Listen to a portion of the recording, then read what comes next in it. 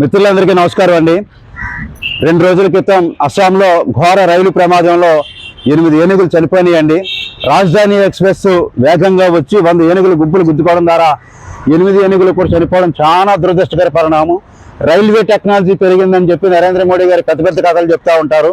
100 ఏనుగులు వాటికి GPS tracking కానీ డ్రోన్ టెక్నాలజీ కానీ లేకపోవడం వల్ల, పైలట్ అనుసంధానం లేకపోవడం వల్ల, ఇప్పటికీ కూడా అలాంటి సదుపాయాలు రాకపోవడం వల్ల, అశ్విని వైష్ణవ్ గారికి రైల్వే నాలెడ్జ్ లేకపోవడం వల్ల ఈ అమాయకమైన ఏనుగులు చనిపోతూ ఉన్నాయి.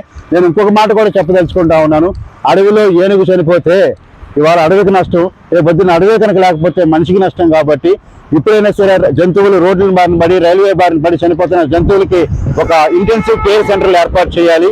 మనుషులకు ఉన్నట్టే 108 లాగా వైద్య సదుపాయాలు, ICUలు, మెడికల్ టెక్నాలజీతో పాటు అన్ని సౌకర్యాలు కూడా కల్పించాలని చెప్పి నేను కోరుకుంటా ఉన్నాను.